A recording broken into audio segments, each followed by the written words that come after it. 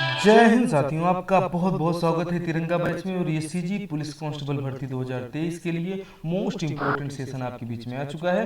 Free classes on YouTube, आप हमारी सभी क्लासेस को बिल्कुल फ्री आप कॉस्ट देखिए। तिरंगा बैच है ये छत्तीसगढ़ पुलिस कांस्टेबल वाले सभी जिलों के अभ्यर्थी अच्छे से तैयारी में जुट जाएं। और ये छत्तीसगढ़ पुलिस कांस्टेबल बैच आपके लिए बिल्कुल समर्पित है। तो चलिए तैयारी में जुट जाते हैं। और इसकी 3 क्लासेस साथियों हो चुकी हैं, अगर आपने नहीं देखा है तो जरूर देख लीजिएगा। सीजी पुलिस कांस्टेबल का ये बैच मोस्ट इंपॉर्टेंट आपके लिए होने वाला है।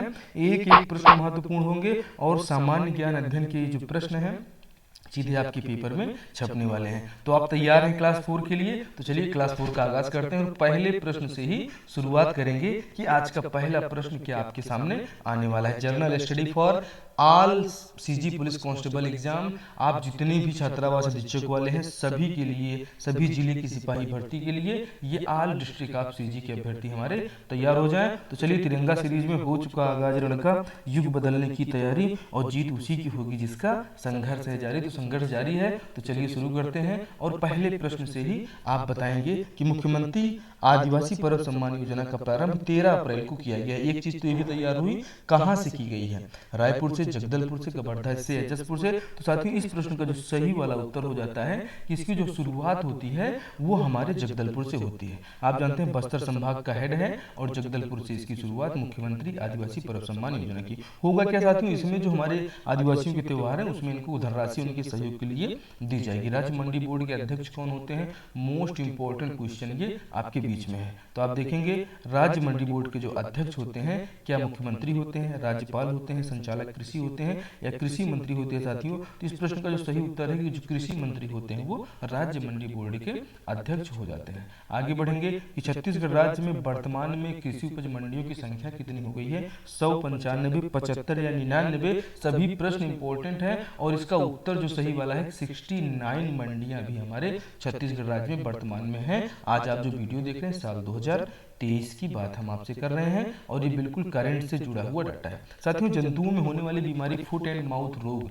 के लिए उत्तरदायी माना जाते हैं बैक्टीरिया माने जाते हैं, जीवाणु माने जाते हैं, कवक या विषाणु माने जाते हैं। तो विषाणु जो होते हैं साथियों जंतुओं में होने वाली फुट एंड माउथ जो खुरपका या मुंहपका रोग कहते हैं, ये वही है जंतुओं में होने वाली बीमारी और इसके लिए विषाणु जिम्मेदार होते हैं साथियों। अगला प्रश्न देखिए, दही जमाने में निम्नलिखित में से किस सूक्ष्म जीव का प्रयोग किया जाता है? क्या बैसिलस, एसिटोबैक्टर, लैक्टोबैसिलस या इनमें से कोई नहीं? तो साथियों दही आप जानते हैं कि जिनके घर में गाय भैंस बैल हैं तो वो दूध दही के बारे में तो जानते हैं। तो दूध दही जमाने के लिए एक सूक्ष्म जीव होता है जिसको एसिटोबैक्टर कहते हैं। ऑप्शन बी में आपका दिया गया है और ये बिल्कुल सही वाला उत्तर आपका हो जाता है कि दही जमाने में जो सूक्ष्म जीव का प्रयोग होता है उसे ऑप्शन बी एसिटोबैक्टर कहते हैं। अगला प्रश्न देखिएगा जो मोस्ट इंपॉर्टेंट होगा और आपके एग्जाम में छपने वाला होगा। साथियों रजत क्रांति का संबंध निम्न में से किससे है? क्या खाद्यान्न उत्पादन हुआ था रजत क्रांति में? साथियों खाद्यान्न उत्पादन तो हम जानते हैं कि हरित क्रांति में हुआ था। अंडा या कुक्कुट उत्पादन हुआ था, तिलहन उत्पादन हुआ था, झींगा मछली प्याज या औषध उत्पादन हुआ था। रजत क्रांति का संबंध किससे है? रजत क्रांति का संबंध साथियों इसकी जो संचालक हैं कुक्कुट या अंडा, जैसे आप जनक बोलते हैं ना, खाद्यान्न उत्पादन मतलब हरित क्रांति। और जो इसका सही वाला उत्तर हो जाता है इस प्रश्न का सही उत्तर देखिए कि अंडा या कुक्कुट उत्पादन होता है। साथियों अंडा या कुक्कुट उत्पादन जो रजत क्रांति की प्रणेता है वो इंदिरा गांधी जी मानी जाती हैं। इनके बारे में भी हम आपको बताएंगे। और आप गुलाबी क्रांति निम्न में से किससे है? क्या खाद्यान्न उत्पादन हुआ था गुलाबी क्रांति में? साथियों खाद्यान्न उत्पादन तो आप जानते हैं हरित क्रांति में हुआ था। दुग्ध उत्पादन श्वेत क्रांति में हुआ था।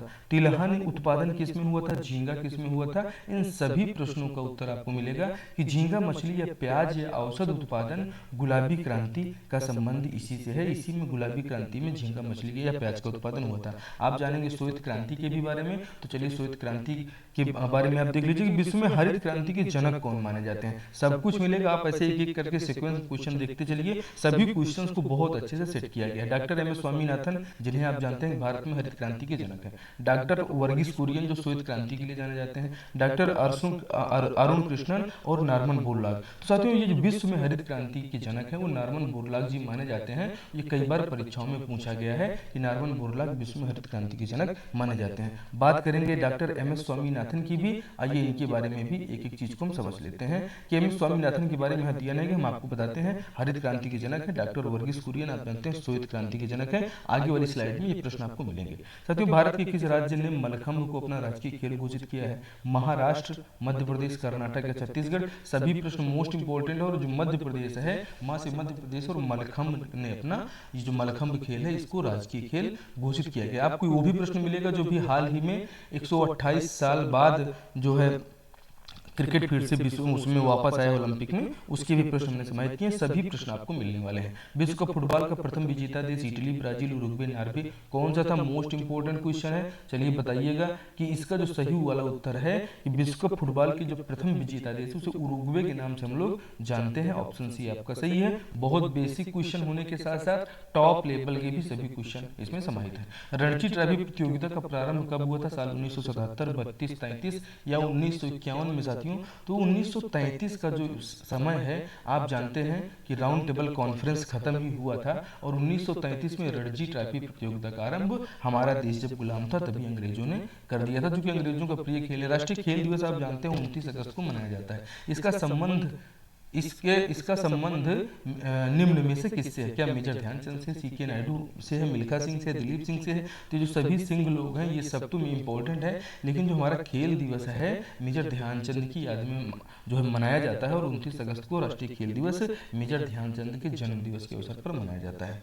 आगे बढ़ेंगे। अगला प्रश्न है ओलंपिक चिन्ह में कितने गोले होते हैं? 5, 6, 7, 5 आपको बताना है साथियों। ए और डी ऑप्शन एक जैसे दे दिए गए हैं, इसमें कंफ्यूज नहीं होना है। ए और डी इसमें दोनों सही हो जाएगा कि आपको जानना है कि ओलंपिक का जो चिन्ह गोला होता है उसमें 5 जो है होते हैं गोले ओलंपिक चिन्ह में। अगला प्रश्न मोस्ट इंपोर्टेंट है कि भारत ने ओलंपिक खेलों में पहली बार भाग कब लिया था? क्या 1924 पेरिस ओलंपिक में भाग लिया था, 1912 स्टॉकहोम ओलंपिक में, 1928 एम्स्टर्डम ओलंपिक में या 1992 हेलेंसिकी ओलंपिक?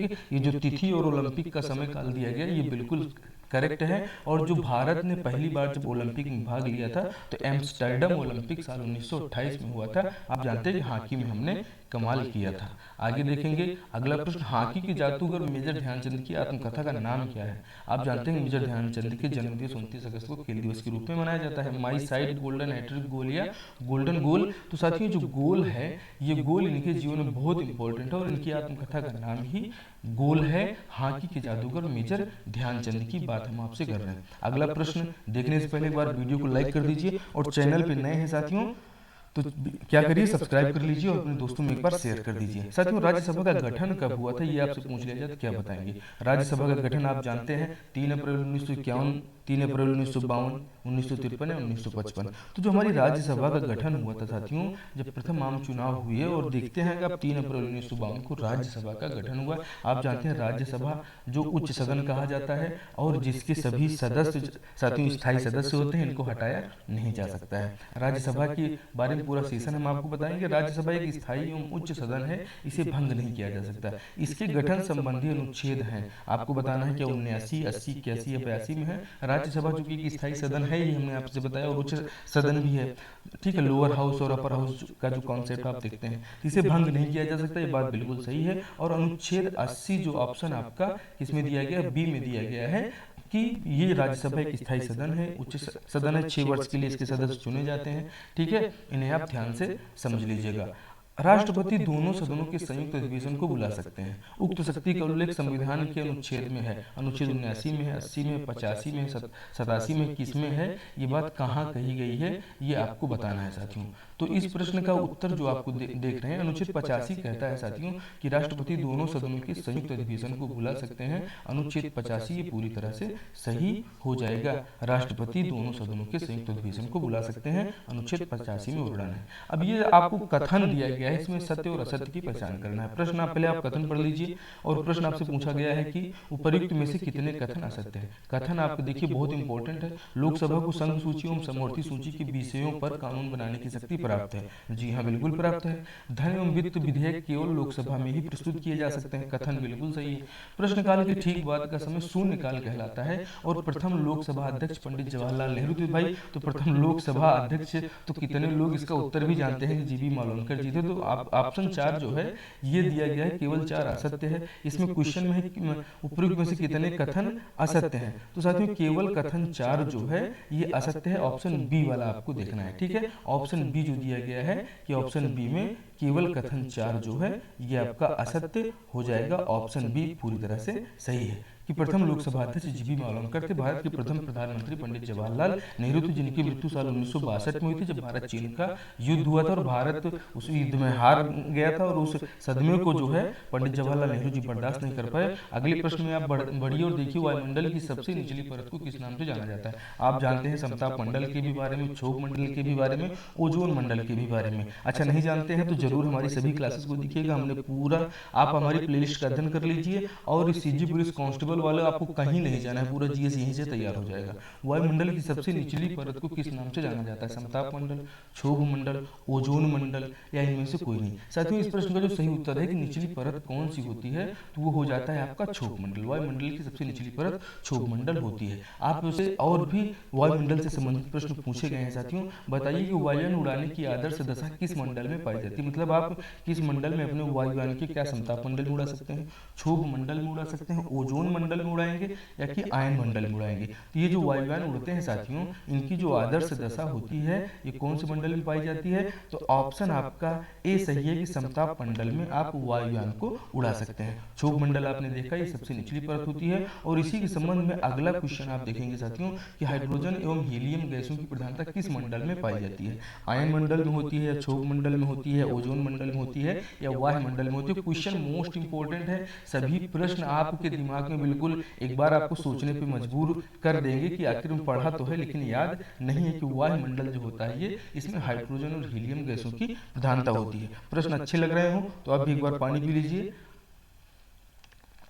और अपने दोस्तों में इस क्लास को शेयर कर दीजिए। और क्लास बिल्कुल बहुत इंपॉर्टेंट है, हमारे चैनल पे सभी क्लासेस साथियों बहुत महत्वपूर्ण है। तो हाइड्रोजन एवं हीलियम गैसों की जो प्रधानता होती है ये वायुमंडल में पाई जाती है। आप जानते हैं कि समताप मंडल में आप क्या कर सकते हैं, वायुयान को उड़ा सकते हैं। अगला प्रश्न हमने लिया है साथियों, फलों के उत्पादन को किस नाम से जाना जाता है? अब इसमें आपको हार्टिकल्चर भी मिलेगा, एपी कल्चर भी मिलेगा, बीटी कल्चर भी मिलेगा और पीसी कल्चर भी मिलेगा। अब ये 4 कल्चर आपकी एक साथ देखिए तुरंत तैयार होने वाली है, और पेन पेपर निकाल के नोट कर लीजिए तो मजा आ जाएगा। फलों के उत्पादन को किस नाम से जाना जाता है? इसे हॉर्टिकल्चर के नाम से जाना जाता है फलों के उत्पादन को। जिज्ञासा होगी साथियों एपी कल्चर क्या होता है, तो चलिए जान लीजिए। ऑप्शन बी में मधुमक्खी पालन को एपी कल्चर कहते हैं, अंगूर की खेती को बीटी कल्चर कहते हैं, और पीसी कल्चर आप जानते हैं मछली उत्पादन बहुत इंपॉर्टेंट है, इसे आप पीसी कल्चर के नाम से जानते हैं। हिमाचल प्रदेश स्थित दर्रा नहीं है। अब दर्रों के बारे में भी आपसे क्वेश्चन पूछा जाता है, तो साथियों जो जनरल नॉलेज है, जनरल नॉलेज की इससे बेहतरीन क्लासेस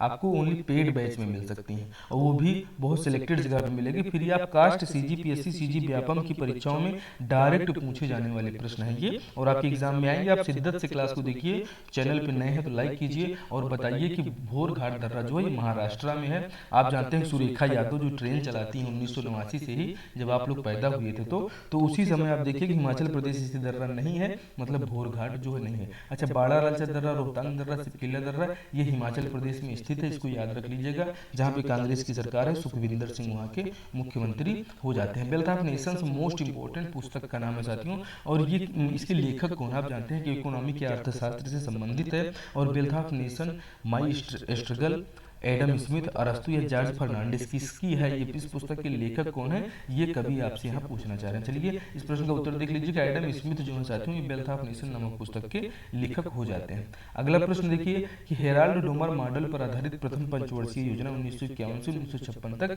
चलाया गया था। निम्न में से किसे क्षेत्र में प्राथमिकता दी गई? मतलब ये आपसे पूछा जा रहा है, आप जानते हैं कि पहली पंचवर्षीय योजना किस मॉडल पर चली थी? तो हेराल्ड डोमर मॉडल पर चलाई गई थी। साथियों इसका समय काल भी आपसे पूछा जाता है, 1951 तक था। और इसमें किसको प्राथमिकता दी गई थी? उद्योग, कृषि, आर्थिक विकास या आत्मनिर्भरता। तो साथियों जो हमारी प्रथम पंचवर्षीय योजना थी, हमारा कृषि प्रधान देश था, हमारे यहाँ किसान ज्यादा थे, इसलिए कृषि को प्राथमिकता दी गई, और उद्योग, आर्थिक विकास चौथी जो आत्मनिर्भरता। तो देखिए आर्थिक विकास जो है साथियों, ये जो मॉडल है, ये मॉडल साथियों चौथी पंचवर्षीय योजना का था। जो है चौथी पंचवर्षीय योजना में हमने आर्थिक विकास और आत्मनिर्भरता दोनों मॉडल को एक्सेप्ट किया था। आप देखिए कि इस प्रश्न का जो सही उत्तर है ऑप्शन बी, कृषि को प्राथमिकता प्रथम पंचवर्षीय योजना में दी गई थी। साथियों आगे बढ़ेंगे, अगला प्रश्न देखेंगे, मोस्ट इंपोर्टेंट है और आपके एग्जाम में छपने वाला है कि भारत में सीमांत जोत का आकार कितना निर्धारित किया गया? क्या 5 हेक्टेयर से अधिक, 2 से 4 हेक्टेयर, 1 से 2 हेक्टेयर, 1 हेक्टेयर से कम? तो साथियों जो 1 हेक्टेयर से कम का सीमांत जोत है, ये आकार निर्धारित किया गया है हमारे देश में कि 1 हेक्टेयर से कम को सीमांत किसान कहा जाता है। किसान क्रेडिट कार्ड योजना का शुभारंभ कब हुआ? 2004-5, 2001, 1998-99 या 95-96? साथियों किसान क्रेडिट कार्ड योजना आप जानते हैं केसीसी घर घर लोग किसान लोग कराते हैं और 1998-99 में शुरू किया गया था जब अटल बिहारी वाजपेयी जी प्रधानमंत्री थे और इसी समय उन्होंने देखिए कि उन्होंने परमाणु बम का परीक्षण भी किया था। पूरे प्रश्न कैसे लगे साथियों? इसके जस्ट बाद आप मिलेगा हम अगली क्लास में जो आपके लिए सीरीज 5 होगी और वो 5 के क्वेश्चन भी मोस्ट इंपॉर्टेंट है जो आपकी परीक्षा में आपको सफलता दिलाने वाले हैं। तो ये सभी प्रश्न आपको कैसे लगे आप जरूर बताइएगा। ये जीएस की क्लास आपके लिए मोस्ट इंपॉर्टेंट रही साथियों। शिद्दत से देखिएगा, छत्तीसगढ़ पुलिस कांस्टेबल 2023 सामान्य ज्ञान एवं अध्ययन के पेपर में आने वाले प्रश्न आपको जरूर मिलेंगे। तो खूब अच्छे से एंजॉय करिए, अपने दोस्तों में जो है क्लास को शेयर कीजिए और हमारे वीडियोस को एक बार जोरदार तरीके से अपने दोस्तों में शेयर कर दीजिए। तो चलिए वीडियो को शेयर कीजिए। आपसे मिलते हैं अगली क्लास में। Thank you, bye bye.